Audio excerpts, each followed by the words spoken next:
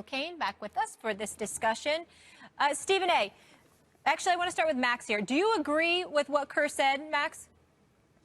Yes, Steve Kerr's logic is easy to follow, but I'll roll with LaVar Ball here because the fact of the matter is, whatever criticism you want to give him, and however this all turns out, and we shall see, he has 3 kids who are all going to play on scholarship for UCLA, the most storied franchise when all is considered in the history of college basketball. His son right now, where the attention is, Lonzo Ball, is probably the best player on maybe the best team in the country. I mean, what if they win the national title and he's the #1 reason why? So I understand the criticism. It's not hard to understand, and generally that criticism would apply. But it's equally hard to tell someone, a father, who's been doing things a certain way all along and has been met with great success with his kids, who, by the way, seem unflappable as it relates to their dad, including Lonzo, and especially Lonzo now, where that's where the attention is. It's difficult to tell that guy, however you've been doing things now, yeah, that's fine until now, but now stop. Now do things the way we are all telling you to do it, because I'm quite sure there were many steps along the way where he was tisked by others and told that's not the way you do it. And LaVar Balls are going, all right, you know what? I'm going to raise my kids. I'm going to do it my way. You do it your way. We'll see how it all shakes out. So at this moment still, I'm rolling with LaVar Ball, and I'm rooting for him. Well, again, you can root for him all you want to, but I think you're wrong. And I think you're wrong by virtue of the fact that you're saying you're rooting for him. It's not about him. It's about his kids. That's who it's supposed to be about. And I've repeatedly said this on many, many occasions. I think a parent's natural default position is to protect their children. And it is clear that LaVar Ball is not protecting his children here. I'm not disrespecting him in any way. I'm certainly not trying to cast any aspersions on him in terms of the wonderful father that appears that he is, because he loves his children. He's taking great care of them. They're all materializing into something special. And certainly the marketing angle of it all, the notoriety, you can get where you're coming from. But he has been in the news for the quotes about Michael Jordan, for the quotes about Charles Barkley, for the quotes about Steph Curry. He was the one on Sports Nation playing basketball against your man Marcellus Wiley. You know, this is the reality. And so along the way, it just appears to be very, very glaring that it's more about him than his sons.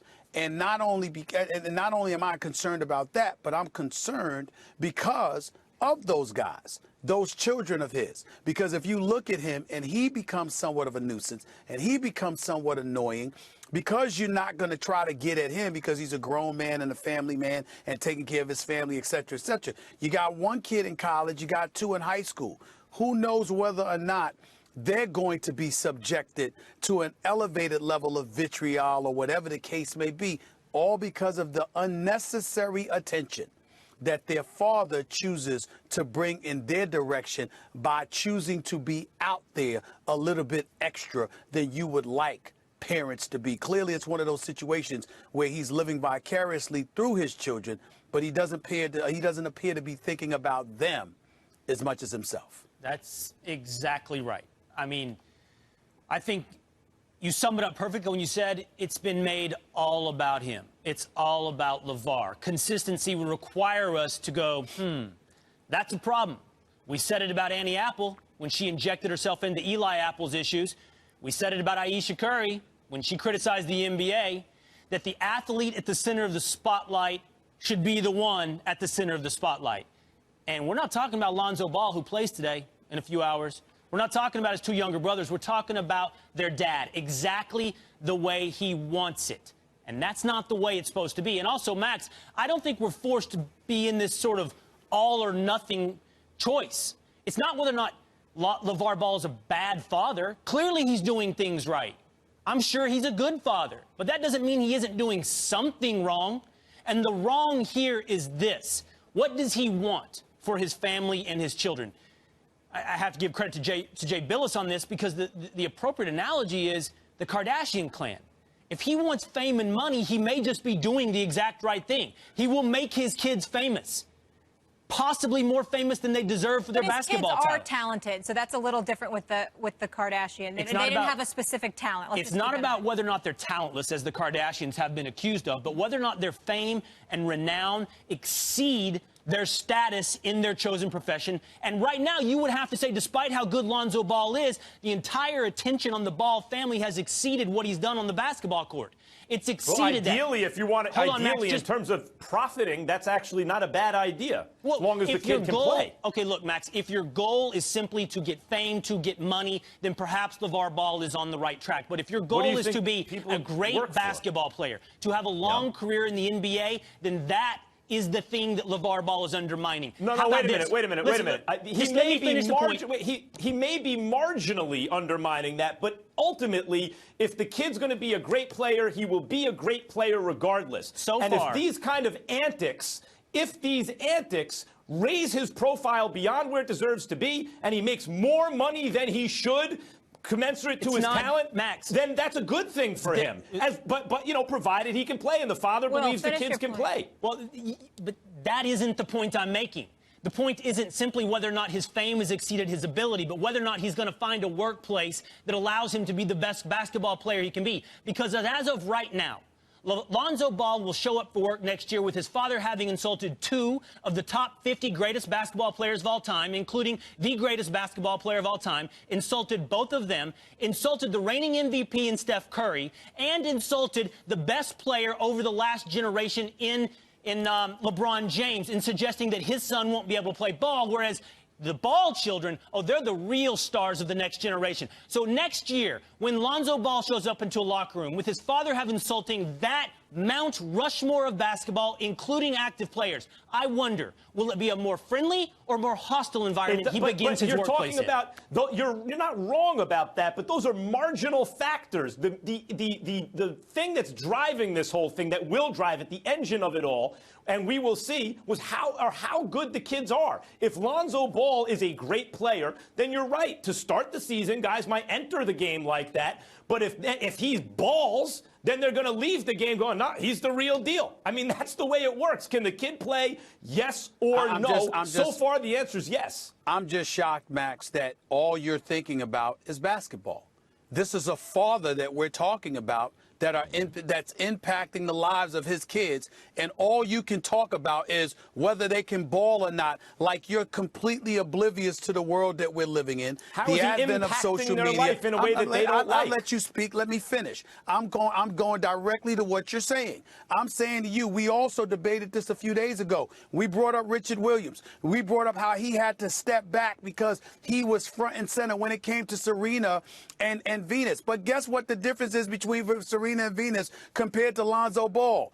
He wasn't just talking junk when they were, when they were amateurs. He was talking this smack when they were pros and they were winning, and it was still uncomfortable. So imagine how much pressure it's going to be before the kid even is going pro, before he has accomplished anything, and you're the dad and you're bringing all of this kind of attention, which we know is not going to end up being limited to just what they do on the court. They can go to a club. They can go to a party. They can go down the street at the damn supermarket, for crying out loud, and find themselves in the news for all the wrong reasons, and it might not be of their own volition in any regard, but because their father brought this level of attention to them. You have now put them under a microscope they never asked for. As ball players, they ask for the attention based on their skill set on the court.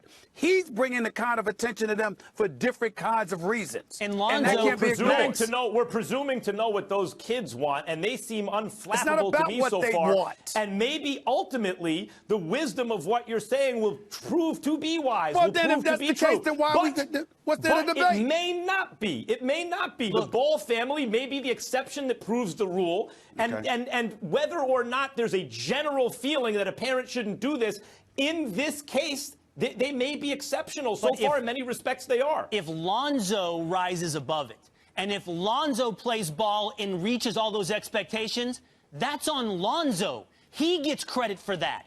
Good for Lonzo, but there's no debate about whether or not his father is making it easier or harder. Lonzo will have done it despite his father insulting the best basketball players in the history of the game. According to you, but maybe not according to them. In other words, LaVar Ball raised his kids this way, and now you're asking him to change things. Max, if you had sons, there's no way you would do this. Don't be hypocritical. There's no way you would do this. I say you he would not shouldn't do it.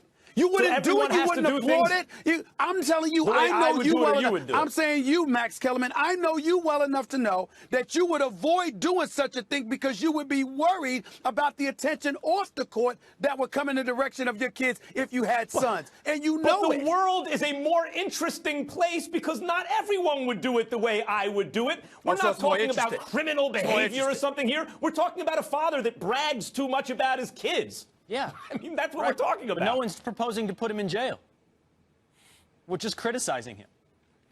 Which he deserves. Because you don't like people who brag about their kids? Okay, he does. Let's see if the kid backs it up now. And then the bragging, one day Lonzo Ball may be there and say, I liked everything my father said. Yeah, put pressure on me, but he always put pressure on me that way. And that's how I became the best version of what I could be. He could be giving that speech when he enters the Hall of Fame one day or not. Time will tell, and it makes it more interesting in the meantime. We got to go. Love it or hate it, it's certainly working from the perspective of we are talking about him. Exactly. Well, thank you so much for being with us. We will see you next week. Thank you. It has been a nightmare season for Dwayne Wade and his homecoming.